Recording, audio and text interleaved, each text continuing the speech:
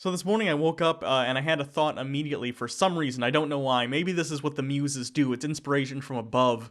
And I thought I need to tell Jake this immediately, which is good because I'm talking to you now.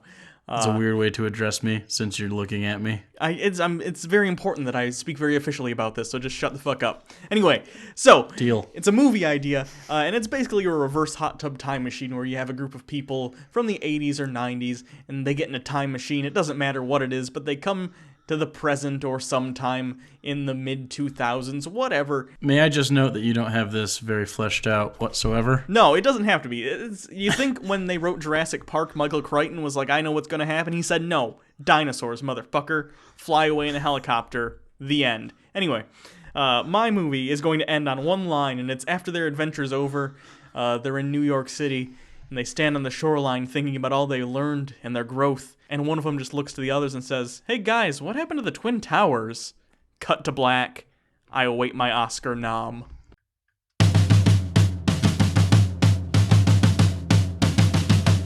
La la la la la la la la la la la. Here we go.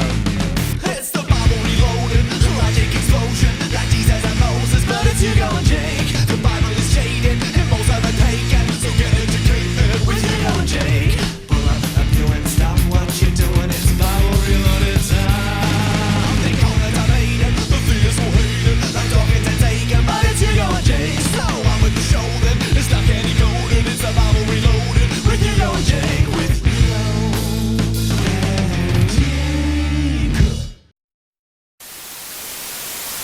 Hello everyone, I'm Hugo. And I am Jake. And this is the Bible Reloaded. Hooray. Yeah, good. You pumped? I awaited you. That was a good pause. It shows that we're still very awkward and bad at our jobs, but we get paid for it anyways.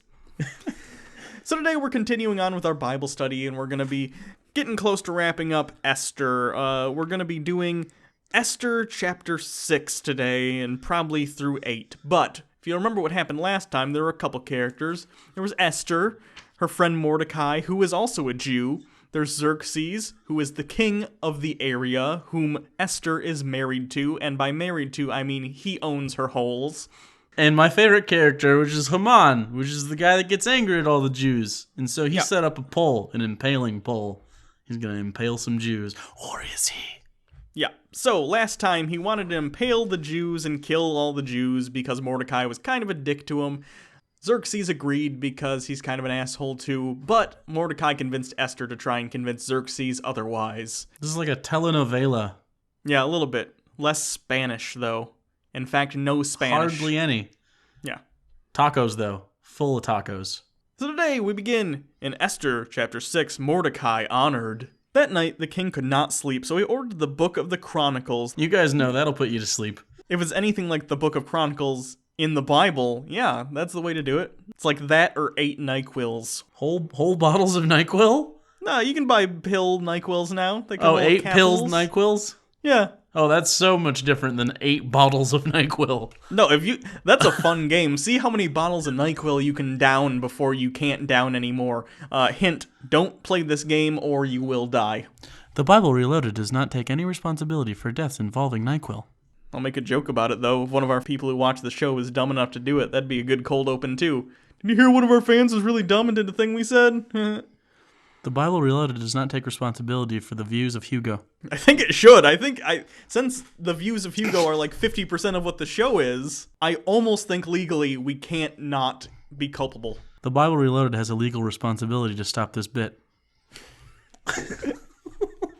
Fuck it.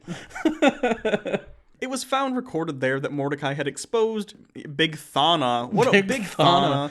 They're making shit up now. I don't even care about I'll believe the Red Sea splitting before I'll believe there is a person named Big Thana. Unless they were a sex worker. Yeah, that's their thing. Big Thana, coming to the stage. She can't work with a pole anymore because last time it got stuck in her. 2 of the king's officers who had guarded the doorway, who had conspired to assassinate King Xerxes. What honor and recognition has Mordecai received for this? The king asked. Nothing has been done for him, his attendants answered. The king said, Who is in the court? Now Haman had just entered the outer court of the palace to speak to the king about impaling Mordecai on the pole he had set up for him. You see, That's his first mistake. You never set up the pole before you get permission to impale, because then you're going to have lots of extra poles. Unless there's very, very lenient policies on who you can impale in this kingdom, I don't know. It's exactly like taking a bite of someone's sandwich and then asking if you can have a bite. Except normally people don't die. Yeah, Vlad the Impaler's other name was Vlad the guy who's kind of a dick, and also I want my sandwich back. Didn't catch on. That was mostly about one guy's grievance, honestly. His attendants answered, Haman is standing in the court. Bring him in, the king answered. When Haman entered, the king asked him, what should be done for the man the king delights to honor? Now Haman thought to himself, who is there that the king would rather honor than me? Haman's kind of an asshole. He's full of himself. A little bit. So he answered to the king, for the man that the king delights to honor, have them bring a royal robe the king has worn, and a horse the king has ridden, one with a royal crest placed on its head. Is that a thing that you want? I want a used horse, but the king used it, so I want it. I don't know. Is that kind of like when people steal like Brad Pitt's hair out of his trash can? It's gotta be. I'd like to think that when people come and see this person and their new horse, they can smell it. This horse smells like Xerxes. Xerxes, known for body odor. So strong you can smell it over the smell of a horse. Xerxes is Persian, so he just smells like track suits and aqua velva. This is what is done for the man the king delights to honor. Go at once, the king commanded Haman, get the robe and the horse, and do just as you have suggested for Mordecai the Jew, who sits at the king's gate. Again, I know he's trying to be nice, but when you have to say Mordecai the Jew isn't his last name. It's probably something like Goldstein, I don't know. Maybe he mistook it. Maybe he thought Jew was the surname this whole time. He's like, wow, there are so many of you. How did you all become related? Very little foreskin. It allows us to be super aerodynamic when entering and leaving vaginas. That sounds like they strike from above. He sits at the king's gate. Do not neglect anything you have recommended. So Haman got the robe and the horse, and he robed Mordecai, and led him on horseback through the city streets, proclaiming before him, this is what is done for the man the king delights to honor. Afterwards, Mordecai returned to the king's gate, but Haman rushed home with his head covered in grief, and told Zeresh, his wife, and all his friends and everything that had happened to him. That must have been fairly upsetting. What's he going to do with that pole now? He's got to impale someone. Maybe he could make a nice totem. Maybe. You think he has the carving skills for that, or the Native American background? He definitely doesn't have the carving skills. Native American background is up in the air, because Mormons think that that's kind of where they came from. Oh, maybe it could be a Mormon pole. A Morm pole. You just draw people in white t-shirts. Not even carving? No, you draw it on the pole. Oh, okay. His advisors and his wife Zeresh said to him, since Mordecai, before whom your downfall has started, is of Jewish origin, you cannot stand against him. You will surely come to ruin. While they were talking with him, the king's eunuchs arrived and hurried Haman away to the banquet Esther had prepared. But they couldn't hear him coming because they have a nice thigh gap. If you remember from last time, Esther had a banquet prepared because she's going to take her husband, again, the owner of her holes, basically, and Haman, and she's going to try and convince them not to kill all the Jews, because she is a Jew secretly. She's one of those secret Jews, you know the ones. If you own holes, do you really own anything at all? It's pretty much the space between flesh. That's the best part, though. The space? Yeah. I thought the fleshy outsides were the best part, because if there's too much space, then it's not good. No, you just hover in there, and you just know it's there, and there's lots of anticipation. I think that's like the second or third time you've done this in almost 4 years, and that's too many. The anticipation joke? Yeah. Well, it's Tim Curry's fault. It's okay. He had a stroke, though, so he's irrelevant. It's okay. He doesn't know the difference. Because stroke. It hurt his brain. Yeah, we get it. He can't think right anymore.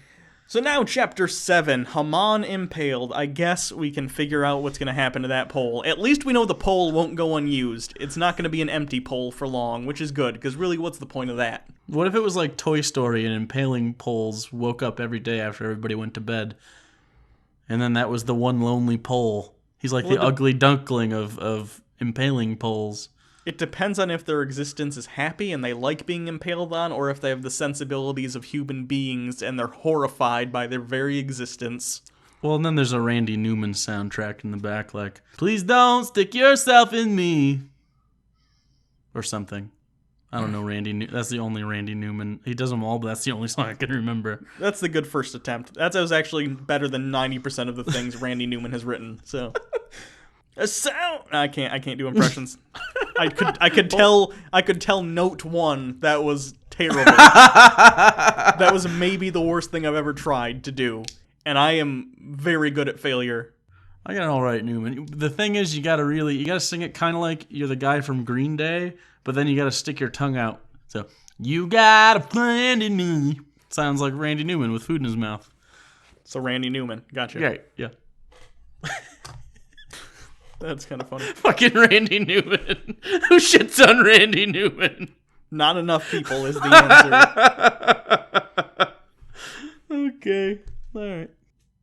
So the king and Haman went to the Queen Esther's banquet, and as they were drinking wine on the second day, the king again asked, Queen Esther, what is your petition? It will be given to you. What is your request? Even up to half the kingdom, it will be granted. Again, she should take half the kingdom. Yeah, make a Jew refuge. Kind of like when they're trying to save elephants from getting their tusks removed, and they make refuges. She could just bail out on that whole Save the Jews thing and just make a giant laser tag park.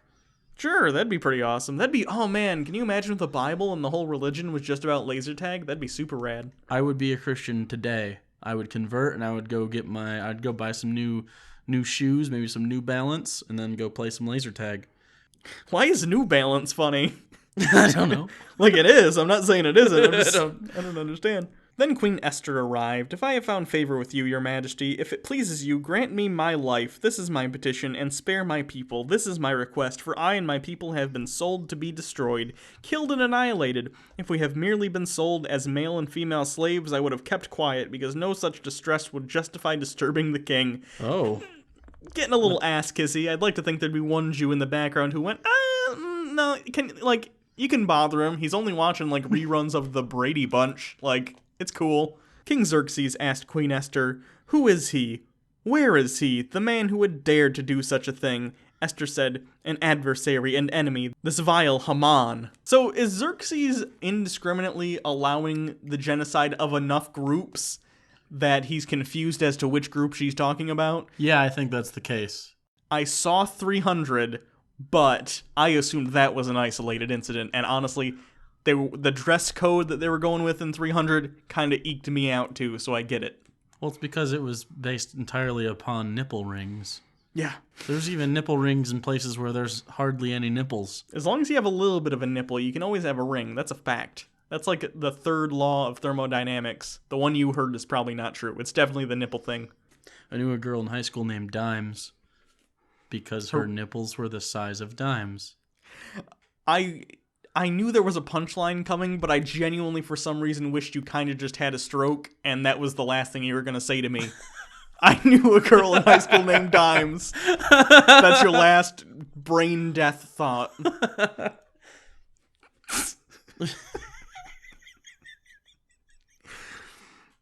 That's dumb. Yeah, that really is. Then Haman was terrified before the king and queen. The king got up in a rage, left his wine, and went out into the palace garden. But Haman, realizing that the king had already decided his fate, stayed behind to beg the Queen Esther for his life. That's a good plan. He shouldn't have left the wine, though. No. You really want wine when you're going to murder people, honestly. That's the way to do it. That way it stays a little bit classy. Just as the king returned from the palace garden to the banquet hall, Haman was falling on the couch where Esther was reclining. When I sign someone's death warrant, I definitely go and chill out on a lazy boy. That's the way to do it. That's how you know you're the boss. He may have been able to salvage this, but he broke the no two people on the same couch rule. Because she's reclining. She's not just chilling. She's spread out on that whole thing. You don't try to squeeze in. I know it looks like there's space next to the feet. There is not. That's the toe space where you could like move freely below the knee. Everything after that is entrenched, but you get the whole final cushion just for feet moves. You never know what you're gonna need. What if I have an itchy ankle and I need to use the big toe? Toe on the ankle? You've thought couch etiquette through much more thoroughly than I ever hoped to. The king exclaimed, will he even molest the queen while she is with me in the house? Probably. As soon as the word left the king's mouth, they covered Haman's face. Did they just have like a sackcloth ready to abduct people and take them to, wherever they torture them? Well, yes. Maybe they were in the sex dungeon, and they just had like a gimp mask on hand. I just zipped them shut. I want to be affluent enough where I can have like G-men just waiting by me to take anyone away, to be disappeared whenever I want. The first person I'm going to disappear is Jake, because frankly the world will be better off. You're welcome. I'm going to be so much more affluent that I don't even have G-men. I have other lettered men that will make you think that I was disappeared, but really you were disappeared. How will I not realize that I was disappeared? Well, that's just how affluent I am. You'll be transported to another place, and I Truman show you. Oh, okay. I'll get Truman shown, that's fine. Then Harbona, one of the eunuchs attending the king, said, "A pole reaching the height of 50 cubits stands by Haman's house. He had it set up for Mordecai, who spoke up to help the king." That's the best eunuch name ever. Harbona. Yeah, they knew. When they had that kid, they're like, he's getting all that cut off. Just Harbona. Nice and gender neutral. I also like that Haman's impaling pole was in like his yard. Yeah. Like a pink flamingo. What else are you going to do? What are you going to put there? It's like Arizona. You can't have grass, so you got to get creative. The king said impale him on it, so they impaled Haman on the pole they had set up for Mordecai. Then the king's fury subsided. That's usually what does it for me. I usually calm down after I kill a person in a very, very horrifying way for everyone to see. I'd like to think he had at least one neighbor who was out of town, and when he came back, he's like, "Oh, I wonder how Haman's doing. Oh my god." Today we're going to end in chapter 8, the king's edict in behalf of the Jews. I don't know why it's in and not on, but I assume there's a reason. It's a bad one. That same day, King Xerxes gave Queen Esther the estate of Haman, the enemy of the Jews, and Mordecai came into the presence of the king, for Esther had told how he was related to her. The king took off his signet ring, which he had reclaimed from Haman, and presented it to Mordecai, and Esther appointed him over Haman's estate. A lot happened in this paragraph. Yeah. A woman owned property for like one sentence, and then it was like, nah, I'll give it to someone with a penis. That makes sense. Also, she has the pole with Haman on it. Yeah. Just for a second, and now it's Mordecai's. And then it says that the king reclaimed the ring. Do you think he reclaimed it for the pole, or do you think he like impaled him in his fury, and then when it subsided, he was like, "Fuck! Bring him back down. I gave him the ring." They had someone climb the pole and get it. He's the pole dead guy ring getting servant. He's not often utilized. Like those people that go get bananas? Yeah, a lot like that, but grave robbing. It's not really a grave, is it? Sky grave? Yeah, sky grave. Anything's a grave if you try hard enough to put a body there. Esther again pleaded with the king, falling at his feet and weeping. She begged him to put an end to the evil plan of Haman the Agagite, which had devised against the Jews. Then the king extended the gold scepter to Esther, and she arose and stood before him. Penis. Remember? It's his dick. Yeah, we remember. "If it pleases the king," she said, "if he regards me with favor and thinks it is right thing to do, and if he is pleased with me, let an order be written overruling the dispatches that Haman, son of Hammedatha, the Agagite, devised and wrote to destroy the Jews in all the king's provinces. For how can I bear to see disaster fall on my people? How can I bear to see the destruction of my family?" I mean, she was gonna let it happen until she got blackmailed. I think she's kind of backpedaling on this and now trying to take more credit than she maybe deserves. She's kind of politicking this up. Yeah. She's very Hillary right now. Yeah. I don't like it. Except she probably wasn't wearing a blue pantsuit. And she was probably fuckable. King Xerxes replied to Queen Esther and to Mordecai the Jew, "Because Haman attacked the Jews, I have given his estate to Esther, and they have impaled him on the pole he set up. Now write another decree in the king's name in behalf of the Jews as seems best to you, and seal it with the king's signet ring, for no document written in the king's name and sealed with the signet ring can be revoked." Well, you're revoking the one you already gave, though, with another one, so all you'd have to do is be like, never mind, fuck the Jews, and then a new one. You can't be able to not veto yourself. Otherwise, you're just like, well, we can't make that law. I said you could molest trash cans before. And now I'm saying you can't molest anything. But what if someone wants to molest a trash can? Are you telling me I can't molest a trash can? I'm not saying I want to, but now that I'm being told I shouldn't, it's kind of becoming appealing. It's a real law. Can't molest them. Oh, well, I know what I'm doing tomorrow. Do dumpsters count? They're just like grown-up trash cans, right?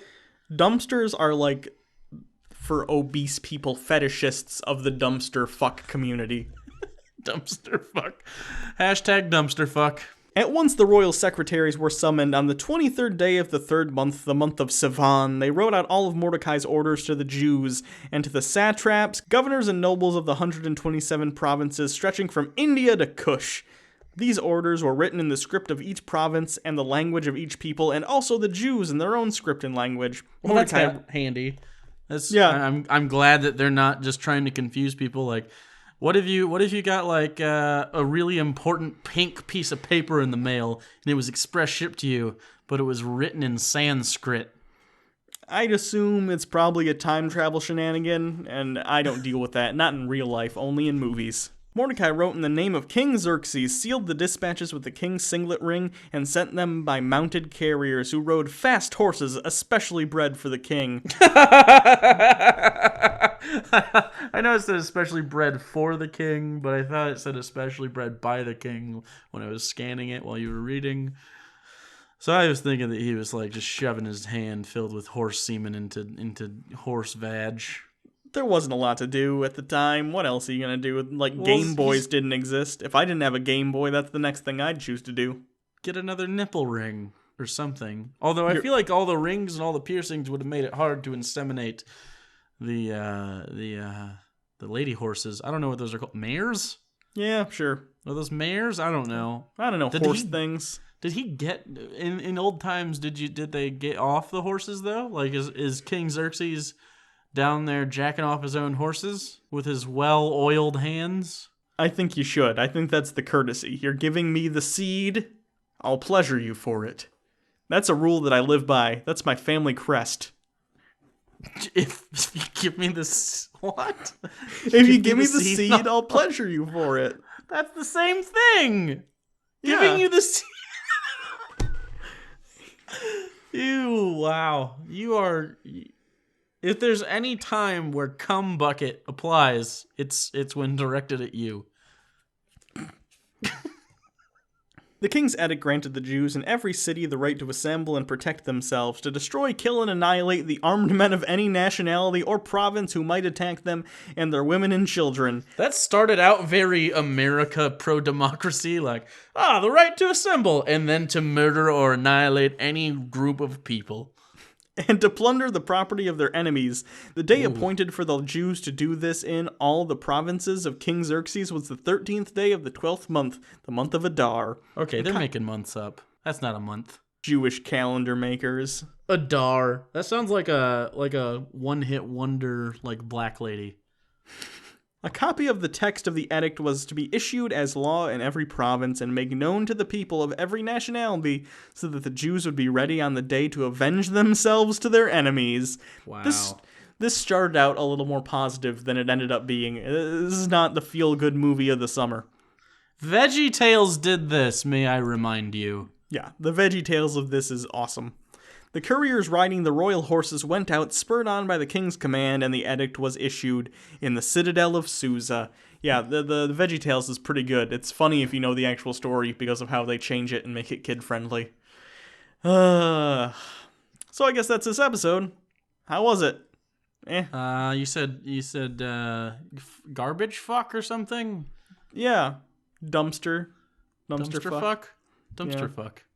Yeah. Yeah. That's probably what, if there was a category on Pornhub called dumpster fuck, that's where we would end up. That's not too bad. At least we're on Pornhub and not RedTube. I refuse. Anyway.